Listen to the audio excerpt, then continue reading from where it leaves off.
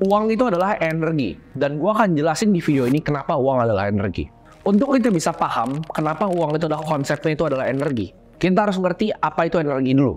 Energi itu adalah sebuah properti fisika yang sebenarnya nggak bisa dimusnahkan, hanya bisa dipindahkan. Ya, itu hukum pertama dari termodinamika. Contoh energi yang dipakai sama orang zaman dulu adalah api. Ya, begitu manusia itu ketemu dengan api ini banyak fungsinya. Kita bisa pakai untuk masak makanan, kita bisa pakai untuk bikin senjata yang lebih canggih, kita bisa pakai untuk menghangatkan badan ketika malam. Gak cuma menghangatkan badan ketika malam, kita bisa pakai api untuk bikin predator tuh nggak datang ke kita. Jadi kita bisa tidur dengan tenang dengan adanya api. Ini adalah kutipan yang gue suka banget dari Arthur Clarke ya. Ini gue akan bacain dalam bahasa Inggris dan gue akan jelasin ke kalian. Any sufficiently advanced technology is indistinguishable from magic. Artinya apa? Teknologi yang cukup maju itu nggak bisa dibedain dengan sihir. Maksudnya apa? Kita coba misalnya balik ke zamannya Roma, ketika orang masih pada pakai tombak sama pedang pakai perisai. Kita datang ke situ bawa AK-47, ya. Kita tembak 1, 2, 3, 4, 5 orang. Kalian akan dikira dewa. AK-47 ini dikira sihir gitu. Kita bisa sihir orang langsung mati. Karena mereka belum ketemu, ya. Gunpowder itu seperti apa? Peluru cara bekerjanya seperti apa? Mereka nggak ngerti. Contohnya lagi, kita balik yang lebih lama lagi. Manusia purba ya, yang masih itu apa? Pakai kapak lonjong. Kita datang pakai teknologi ketapel. Kita tarik tembak ke kepalanya mati. Ketapel tersebut itu akan dilihat sebagai sihir. Sama seperti pesawat ya. Gue waktu itu nonton filmnya Indiana Jones yang terakhir, di mana dia bisa balik waktu pakai pesawat itu kan. Terus dia datang ke zaman-zaman orang masih perang gitu pakai kapal. Orang melihatnya wah itu naga gitu. Pesawat itu naga. Jadi teknologi yang cukup maju itu nggak bisa dibedakan sama sihir. Ras manusia itu sangat pintar, karena bedanya kita sama binatang, kita dianugerahkan dengan yang namanya kecerdasan. Kita punya kemampuan intelektual untuk memanfaatkan yang namanya energi, ya. Dan energi level paling tinggi yang manusia pernah ciptakan itu adalah uang. Kalian pernah dengar nggak? Ya, meme yang orang gondrong itu yang podcast nggak jelas, yang bilang, lu punya uang, lu punya kuasa, tapi nggak buat gua. Kenapa lu punya uang, lu punya kuasa? Karena uang itu tadi adalah energi yang disimpan, paling kondens, ya. Versinya itu adalah uang. Ini gue kasih contoh ya, yang kalian mungkin paling gampang ngerti kenapa uang itu adalah energi. Anggaplah nyokap kalian sekarang itu sakit parah, ya. Sakitnya parah, dan kalau nggak diobatin segera, orang tua kalian akan meninggal.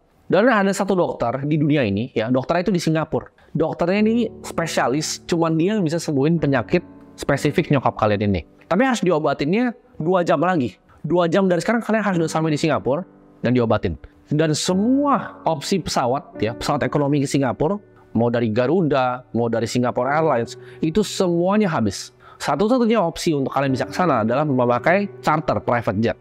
Untuk charter ke Singapura perlu sekitar 500 juta biayanya. Dan harus booking di saat itu juga. Dan misalnya biaya untuk dokternya itu adalah 500 juta. Kalian ini kondisinya, kalian mungkin punya uang ya, dana darurat sekitar 300 juta, dan kalian punya rumah, punya mobil. Karena udah kepepet banget, mau nggak mau harus ke sana daripada nyokapnya meninggal, kalian akhirnya jual cepat tuh rumah kalian secara murah biar langsung dapat cashnya, kalian bisa booking pesawatnya, kalian jual mobil kalian jual dana darurat kalian untuk tampilin semua biayanya. Totalnya 1 miliar uang kalian. Ya, akhirnya berhasil, kalian pakai private jet, kalian terbang ke Singapura, diobatin sama dokternya. Apa yang terjadi sama kalian habis itu? Anggaplah nyokap kalian sembuh. Ya, kalian senang nyokap kalian sembuh. Tapi semua energi dari hidup kalian tuh habis di detik itu juga. Ya, ngerti nggak? Energi kalian di saat itu juga, ketika kalian mendarat di Singapura, kalian nol nih. Anggaplah semua harta kalian jual 1 miliar, pakai untuk sana. Kalian nol di sana, bahkan kalian nggak bisa makan di Singapura, dan kalian bingung nggak bisa pulang dari Singapura. Energi kalian sebagai manusia, seorang manusia itu habis. Tapi kita coba bandingkan ya, orang tadi itu misalnya kalian gitu, pas-pasan hanya punya uang 1 miliar. Itu bahkan yang punya 1 miliar. Kalau nggak punya, nyokapnya meninggal di sini. Kalau punya 1 miliar maksa begitu, energinya habis. Sekarang kalian bandingin sama orang yang punya 100 miliar cash, liquid. Untuk keluarin 1 miliar begitu buat nyokapnya, nggak mikir. Cepet hilangin 1 miliar. 1% doang kok energi gua keluar sana. Nyokapnya sehat, balik lagi. Dan hidupnya nggak berubah. Energinya habisnya cuma 1%. Sedangkan tadi kalian orang yang nggak punya energi, mati hidup kalian. Nah, pertanyaannya, apakah itu bukan sihir? Ketika kalian bisa begini, private jet datang, nyokap kalian Singapura berobat balik lagi. Ya, teknologi yang cukup canggih itu nggak berbeda dari sihir. Jadi kalau kalian punya energi yang banyak, itu sama kayak sihir. Gue dapat konsep ini karena gue kepikiran kemarin, gue nonton film namanya Oppenheimer. Jadi ini film, buat yang kalian tahu, ini gue nggak spoiler di sini. Ini film bagus banget, kalian harus nonton. Ketika ada dokter Oppenheimer ini bikin bom atom. Tapi yang stuck di otak gue, kenapa uang itu adalah energi? Amerika keluarin $2 miliar untuk research bikin bom atom itu, yang dipakai untuk bom Hiroshima dan Nagasaki. Dari format energi uang, dijadiin format energi jadi bom dengan harga $2 miliar untuk research sepanjang 2 tahun itu. Dan akhirnya dijatuhin energinya untuk bisa menang perangnya. Jepang menyerah angkat bendera putih. Itu adalah contoh kenapa uang itu adalah energi. Dari 2 miliar tadi, mereka bisa bayar semua ilmuwan, fisikawan paling pintar di dunia dikumpulin di satu tempat untuk bikin bom atom. Itu adalah kenapa gue bilang tadi, uang adalah energi paling tinggi yang diciptakan ras manusia. Gue kasih contoh lain lagi, biar kalian paham. Kemarin gue tadi ada berita, kasihan banget. Ada seorang supir truk. Mungkin kalian juga lihat beritanya. Supir truk ini kecelakaan. Dan kakinya itu sampai busuk karena dia nggak punya energi untuk berobat ke rumah sakit. Alhasil ditinggal sama istri dan anaknya. Kalian bayangin nggak? Udah kecelakaan ditinggal sama istri dan anaknya. Kenapa hal itu bisa terjadi? Karena ketidakpunyaan energi. Di sini gue pengen sharing, orang itu punya misi yang berbeda di hidupnya. Ada seperti Tony Robbins, dia pengen kasih makan ke banyak orang ya, di setiap hari kasih makan ke banyak orang.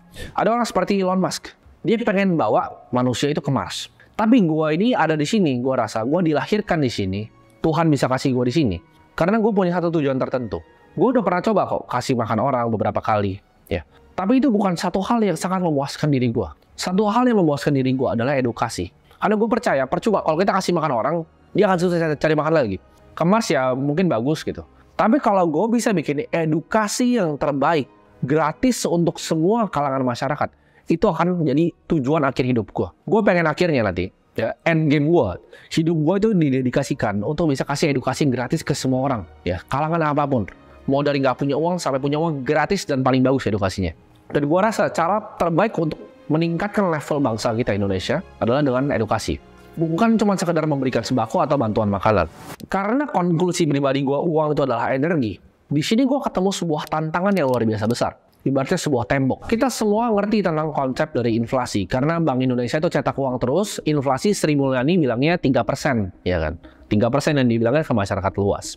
Sama seperti basket di Amerika. CPI, Consumer Purchasing Index. Itu kok nggak dimasukin semuanya sih tuh? Energi nggak dimasukin, makanan juga banyak yang nggak dimasukin. Jadi itu basket yang dikasih ke orang. Oh, 3% ya, kalian percaya. Oh, 5% kalian percaya ya, 5%. Tapi anggaplah ya, kita anggaplah yang dibilang sama Bu Sri Mulyani yang terhormat, 3% itu adalah benar. 3% per tahun, ya. Kalau gua punya energi 100 miliar, ya. Kalian anggaplah uang itu energi ya. Gue punya energi 100 miliar rupiah. Tahun depan energi gue itu hilang 3 miliar. Hanya dengan inflasi doang, dengan gue memegang rupiah. Kalau misi hidup gue tadi untuk memberikan edukasi yang gratis yang terbaik, gue harus bisa bayar guru yang terbaik. Uangnya itu butuh sangat besar dong. Dan kalau misalnya gue punya uang 100 miliar aja sekarang, 3% per tahun, itu 3 miliar per tahun. Hilang. Puff, bagaikan angin. Energi gue hilang. Gue kasih tahu ke kalian, George Washington itu mati karena dokternya biarin darahnya keluar terus. Jadi karena dia sakit, dokternya itu nggak tahu cara untuk sembuhinnya, teknologi belum ada. Mereka pikir mau di bleeding, 40% darahnya dikeluarin. Kalian bayangin ya, betapa tersiksanya dia mati. Teknologi medisnya belum ada. Jadi dia dibikin pendarahan terus sampai akhirnya dia meninggal. Pegang uang, ya, pegang energi. Gue ubah bahasanya, bukan uang tapi energi. Pegang energi dengan gayanya George Washington ini, dengan inflasi, dibedarahin 3% per tahun. Kalau benar 3% ya. Dibedarahin 3% per tahun. Habis dong energi gue, mati gue kayak dia. Ya, gue mati kayak George Washington. Tapi pertanyaannya, apakah bedarahnya 3-5%? Nah ini yang sebenarnya bikin orang miskin itu nggak bisa kaya. Kemiskinan struktural itu problemnya cuma satu sebenarnya.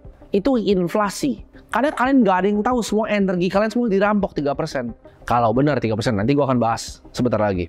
3% tuh anggapnya ya kayak racun sedikit lah, berdarah gitu. Tapi apakah 3%? Kita lihat aja ya, harga Avanza misalnya tahun 2010 sama sekarang. Nah itu real tuh inflasinya. Beras tahun ini sama beras tahun kemarin. Biaya sekolah tahun ini sama biaya sekolah tahun kemarin.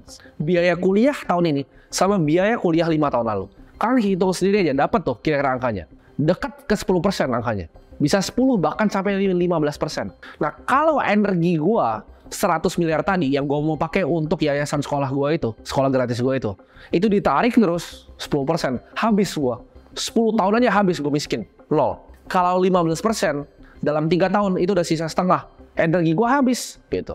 Ini ibarat pembangkit listrik dari tenaga batu bara ya ke power grid jalan nih OTW rumah, energinya dari grid itu hilang 4%.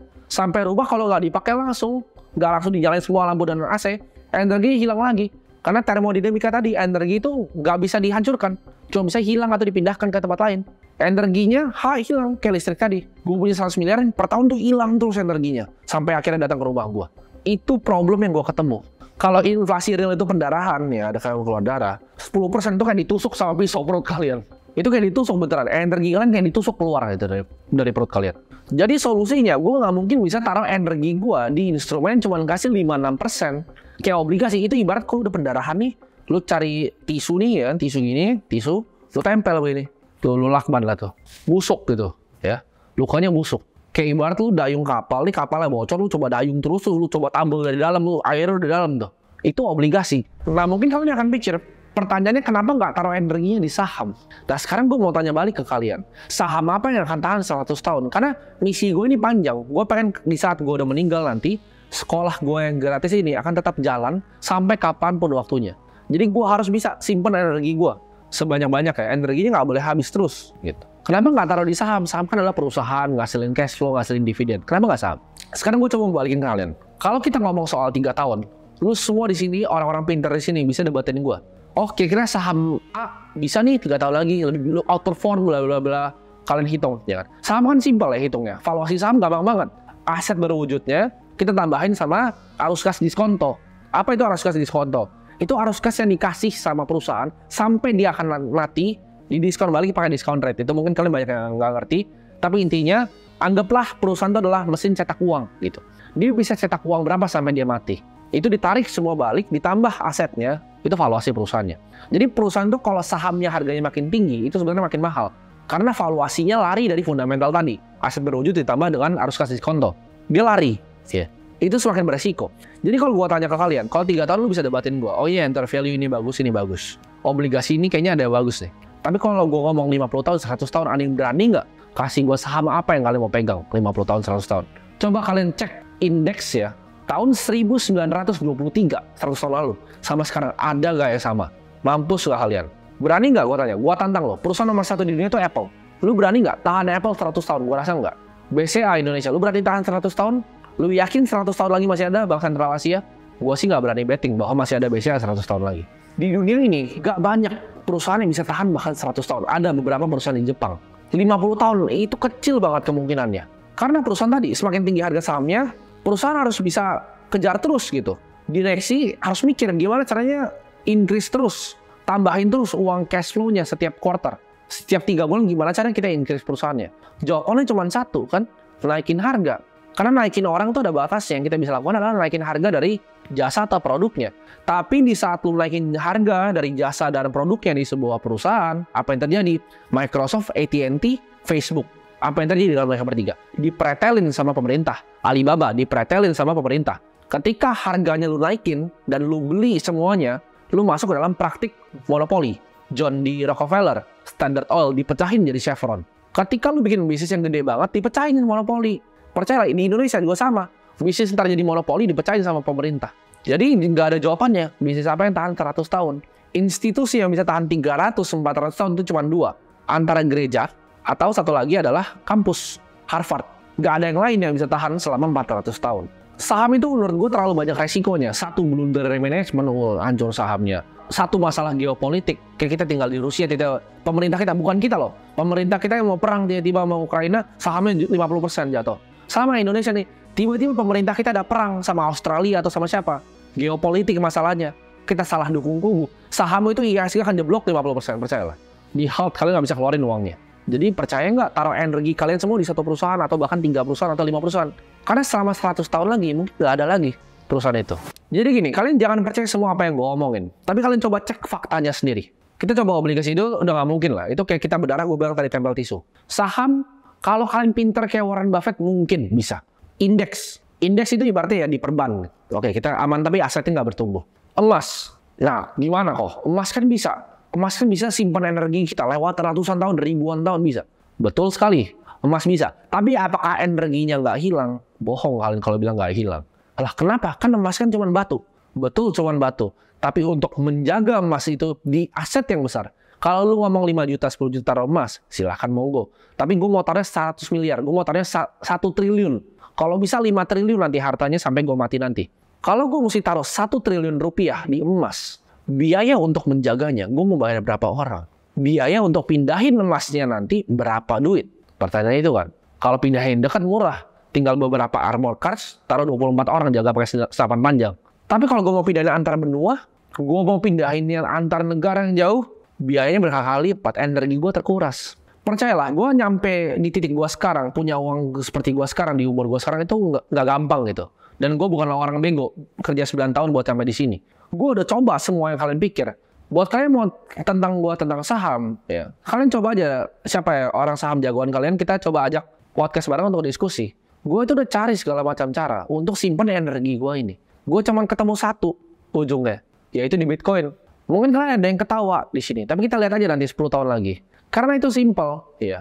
Infinity, ya, jumlah manusia yang bisa ciptakan energi dibagi dengan 21 juta koin. Fix supply-nya. Gue bisa pindahin kapanpun, kemanapun, dimanapun, tanpa energi gue terkuras satupun.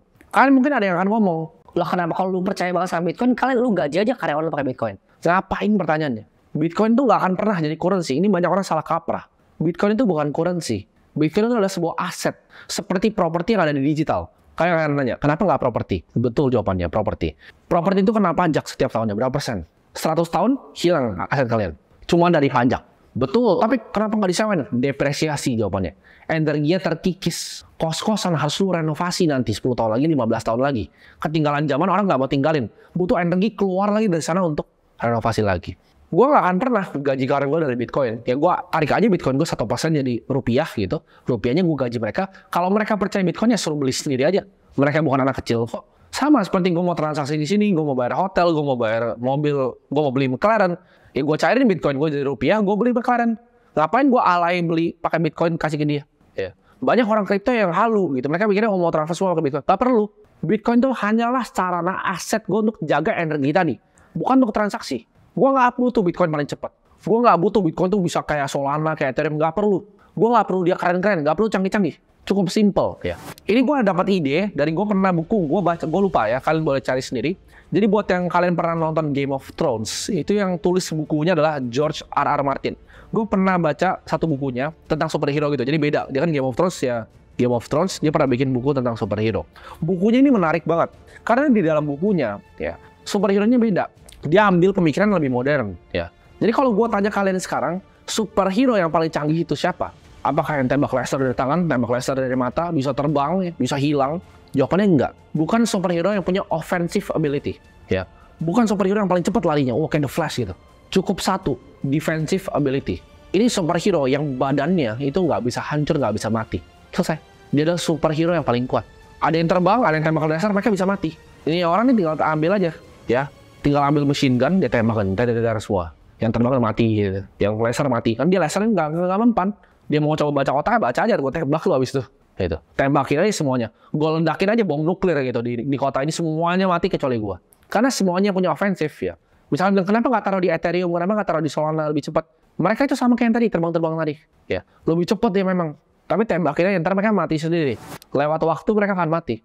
Tapi yang nggak bisa mati itu apa? Adalah superhero yang paling kuat. Jadi fungsi gue taruh di sana adalah superhero tadi. Bitcoin itu nggak bisa mati. Gue bahkan nggak tahu. Gue coba cari cara matinya gimana. Gue udah riset semuanya. Kemungkinan Bitcoin mati itu apa? Nggak ada. Karena ada satu aja, komputer gue kan running node nih. Komputer gue nyala. Komputer gue dong bisa secure semua networknya. Apalagi ditambah miner-miner yang gede. Lu matiin satu tumbuh 1000. Kalau lu matiin gajah gitu yang gede, gampang. Tapi kalau lu matiin sebuah koloni semut yang gede, ya mungkin lu bisa siram air gitu semua mati gitu. Cuman kalau lu lihat kayak lebah gitu ya, koloni lu tembakin sesuatu susah mati banyak. Bitcoin itu kayak swarm dia. Semua node di dunia tuh terhubung. Dia bukan kayak gajah yang lu tembak mati gitu. Jadi gua rasa itu udah cukup aman. Gua taruh energi gua di cyberspace yang gak ada yang bisa sentuh, ditembokin sama energi. Itu bisa tahan menurut gue 100 tahun lagi. Nggak perlu canggih-canggih. Dia nggak perlu bisa tembak laser, nggak perlu. Dia cuman cukup tahan selama 100 tahun buat misi gue ini untuk bikin edukasi yang gratis ke Indonesia tercapai. Jadi gue feel free. Kalau kalian mungkin ngerasa ada tempat untuk storing energi yang lebih baik dibanding Bitcoin, ya kalian mungkin bilang ada saham A yang bisa tahan 100 tahun, be my guess. Memang mungkin kalian memang bisa lebih cuan dari gue. Nggak masalah. Tapi gue cuma mau tahan energi gue biar nggak tergerus tadi. Biar nggak berdarah kayak George Washington. Penemuan Bitcoin itu menurut gue sama seperti penemuan api. Ketika api pertama kali datang ke manusia. Ini sebuah penemuan yang revolusioner. Dan menurut gue sejajar dengan penemuan api, penemuan gravitasi, penemuan Bitcoin. Kita juga nggak tahu pengembangannya ke depan seperti apa. Karena kalian tahu, zaman dulu roda itu udah lama adanya. Pottery itu udah lama ya, yang orang bikin itu udah lama. Butuh 1000 tahun untuk mereka sadar bahwa roda itu bisa dikesampingin. Akhirnya ditaruh di belakang kuda bisa untuk orang di belakangnya. Perlu 1000 tahun untuk roda itu dimiringin. Jadi kita nggak tahu, teknologi itu sangat unik. Ibaratnya kereta kuda tadi, itu selama beribu-ribu tahun kayak itu. Tapi dari kereta kuda, cuma perlu 200 tahun sampai jadi fighter jet kayak sekarang. Itu namanya S-curve ya. Kalau Thomas Kuhn bilangnya itu scientific revolution S-curve ya. Nah menurut gua sama. Jadi namanya paradigm shift. Dimana zaman dulu itu lampu belum ada, masih bakar-bakar kayak gitu. Orang nggak mau ganti ke lampu. Sama. Orang akan mikir aset yang terbaik itu bukan Bitcoin. Orang akan cemooh. Kalian makan cemooh Bitcoin. Sama seperti dulu orang cemooh sebelum Wright bersaudara bikin pesawat. Mereka mekanik sepeda. Semua ilmuwan terhebat di dunia dicoba dibayar sama korporasi semua di dunia. Suruh bikin pesawat, nggak ada yang bisa. Tiba-tiba mekanik sepeda bikin pesawat terbang. Sebelum dikira orang gila lu mau coba terbang begini banyak kayak mati. Nggak usah bro. Nggak usah buang duit untuk bikin kayak burung. Nggak bisa. Sama kayak Bitcoin. Akan dicemooh sama semua ilmuwan, semua orang pinter. Silahkan. Tapi nanti 100 tahun lagi kita bisa lihat siapa yang ketawa.